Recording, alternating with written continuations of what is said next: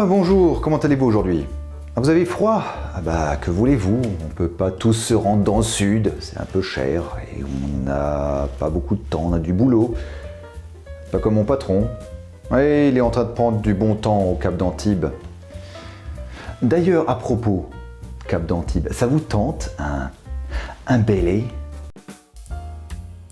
Pour réaliser ce cocktail, nous allons avoir besoin d'une belle palette d'ingrédients. En premier lieu, du gin et du sirop de sucre.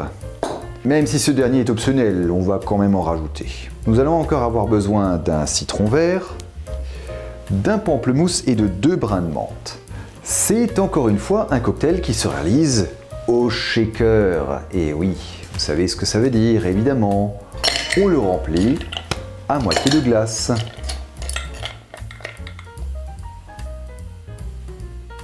Ajoutons maintenant les ingrédients, à savoir pour commencer le premier brin de menthe que l'on va effeuiller petit à petit. Puis on va ajouter entre 45 ou 60 ml de gin, oui effectivement, grosse dose.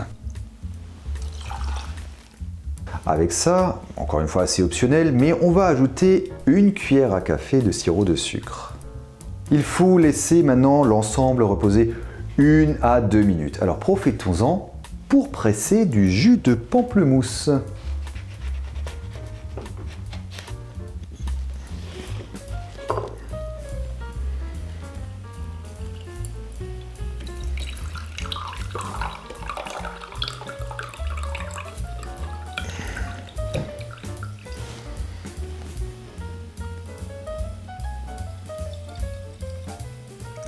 Puis, le jus de citron évidemment.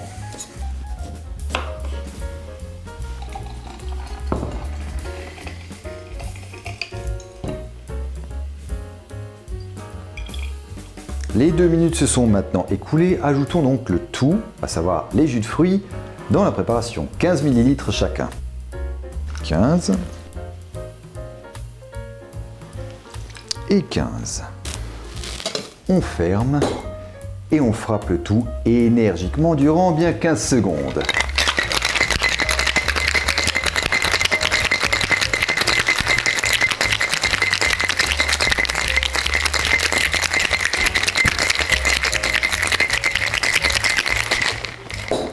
Et on verse le tout dans un verre à vin. Bon allez, on peut aussi utiliser un verre à cocktail, il n'y a pas de souci. Mais l'important, vous le savez, c'est qu'il soit bien frais.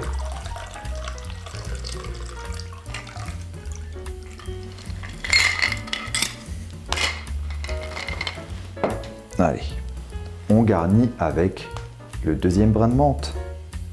Et voilà, votre Baileys. J'avoue, pour moi qui ne suis pas très fan de pamplemousse, en vrai pas du tout, je trouve que le goût du Baileys est très exotique, très fruité. Évidemment, avec tout ce qu'on lui a mis comme fruits, c'est peu étonnant. Je trouve également que le sucre n'est pas de trop.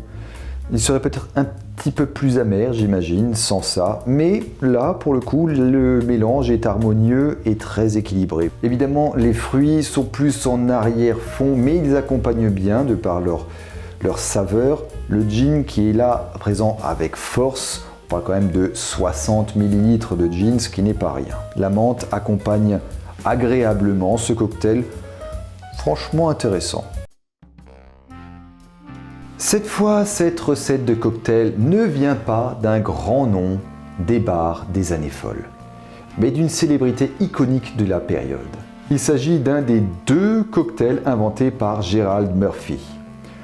On ne sait pas dans quelles circonstances ou pourquoi il fut inventé, mais cette recette vient d'une correspondance entre Gerald Murphy et le reporter Alexander Woolcott.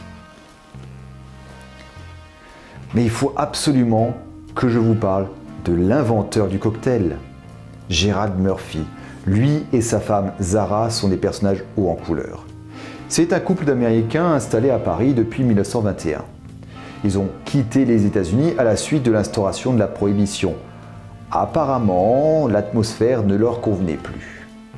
Ils sont tous deux issus de familles américaines particulièrement riches.